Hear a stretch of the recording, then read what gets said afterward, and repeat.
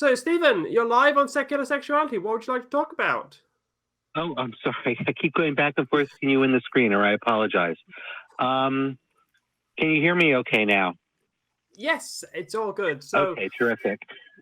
So, I first of all, I want to say before I get into this, I know it may come across negatively, and I don't intend it to. I'm in support of to everyone's point that I've heard so far that consenting adults are allowed to do what they want, and statistically and so forth, as far as how children are affected, children are generally okay with what their parents are doing, whether they're LGBT, poly, what have you. They roll with the punches, and that's just what's normal to them. So I'm not in principle against any of this, but I was thinking, should we have a different approach to marriage in general? Whether it's two adults agreeing to go into this legal and further contract with each other, or many people going into this. Where I'm going with this, I am in a relationship where it is, I guess, best described as non-romantic. Somebody I've known for 35 years. His idea. He is heterosexual. I am not, and I keep trying to explain to him that entering into a same-sex marriage is going to change how society views him, and he's not quite getting it at this point. So that's my problem to work on, not yours. But one of the reasons that we want to do this, we are planning to buy a home together, live together. We're in our 50s, and we make each other happy, so we're like, why don't we do this? And I want to make sure, as one example, that he can inherit from me, that he can, without a tax burden, because the way the laws are set up, there are limitations to how you inherit from each other if you don't identify someone as your next of kin through marriage. Your will isn't enough, which some people don't realize. And I have a bit of money at this point. He has a bit of money. We don't want to have the government take our money.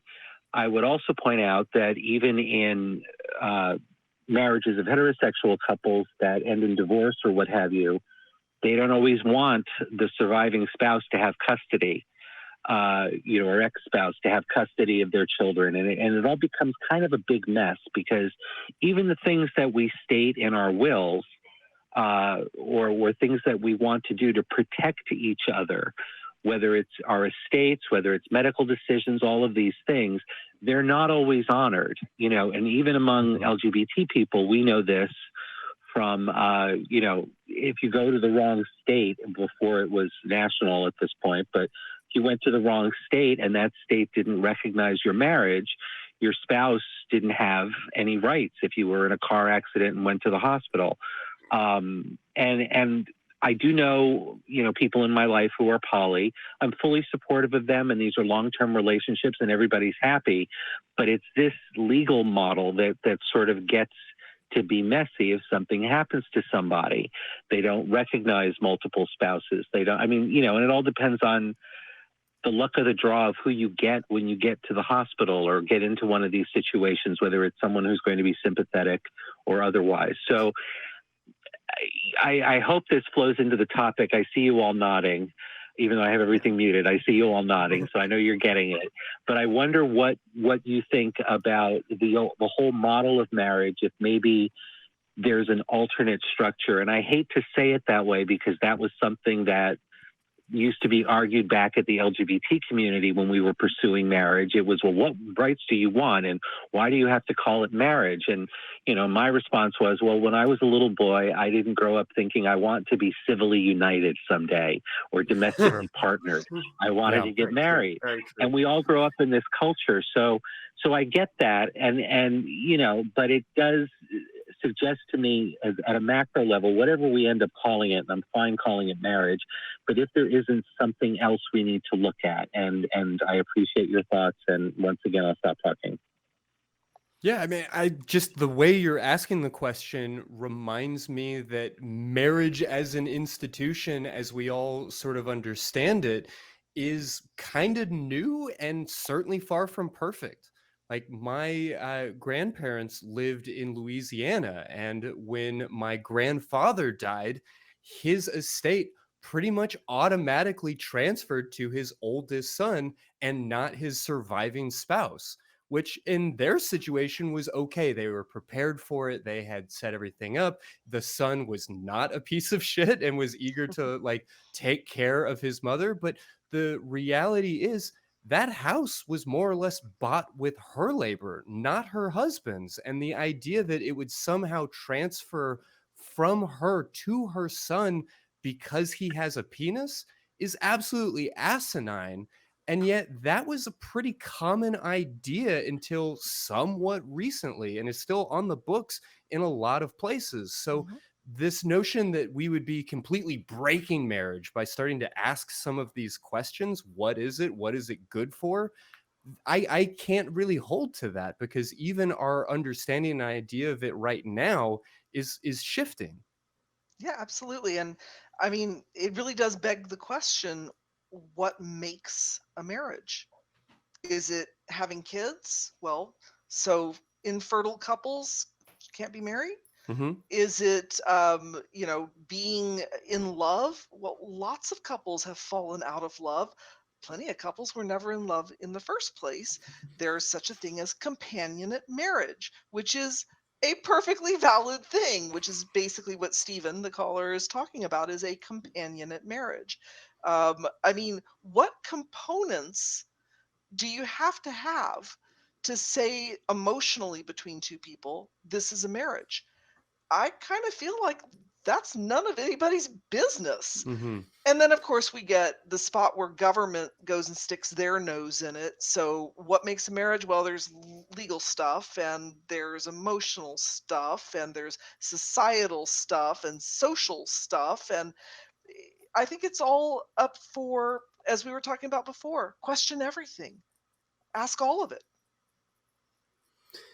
Yes, I just want to say, as someone who's very British here, I've seen enough of my history filled with the aristocratic classes marrying for titles, marrying Mhm. for money, and not a single one of them maybe even saw their spouse until they were at the end of the aisle. But it's a private thing, Stephen, between you and your partner. And the question I have to ask is, who needs to know if you're in a union, in a marriage or not, apart from those people that really need to know? Are you planning on advertising the fact that you've entered into a legal union of some description where a piece of paper says that you're now legally married? Are you planning on doing that? Are you planning on telling the world? Or are you planning on keeping it just between the two of you and telling people on an as needs to know basis? Are you asking, or is that rhetorical? 6 of one, half a dozen of the other. Sure. Okay. Well, because here's the thing. Because even for me, when he suggested this, it started out as a little bit of a joke. And for me, I'm still stuck on the romantic idea of marriage. I would really like my husband to do me occasionally. The idea that I'll be married to somebody who isn't part of our marriage, there is no model for that. And so it plays with my head a little bit. And, we talked about his parents, who are very conservative Fox News viewers. And he's like, Steve, my parents love you. And I'm like, they love me as your best friend. I don't know how they're going to feel about me as their son-in-law, married to their oldest son. That's different. If I married your sister, they would have a different view of it. As much as they love me and think of me as family. That's a very nice phrase, but now I really will be. So, we do go back and forth on these things, but to more the point of the show, if I were involved in a polyamorous situation, I would want my family to accept all of my partners as part of the greater family in the same way. So it's all tricky, because I'm fighting against what my cultural upbringing was and is to a large extent, because there aren't models for these things. And at the same time, there's the logical part of my brain that's saying all the things that you all are saying, that adults can make these decisions. They can be as public or as private as they want to be. Why can't we just all accept what's going on? And then it gets into, okay, partner A dies. There's partners B, C, and D. who gets custody of the children? Do partners B, C, and D all get along with each other enough that they're willing to co-parent in the absence of, we'll say, the keystone person who was person A, because everybody has a different setup? How do we create those protections in a way? Oh, Yeah. I think we lost. Seem to have Stephen lost there. Stephen. Yeah. I guess I will just say very quickly before we jump into the promo reel and move on with the conversation is what was said in Justice Kennedy's summary judgment in the Obergefell case. This idea that people who want access to marriage are devaluing it seems to really misunderstand these people. I think that, as you were pointing out, Lily, that and you as well, Phoebe, that so much of what we think of as marriage and the importance of marriage has really historically had nothing to do with love or intimacy or connection. And so when people who are craving that idea do come forward seeking love, intimacy, and connection and want that to be recognized, that's something that we as a society need to, at a minimum, be having a conversation about and making some meaningful space for.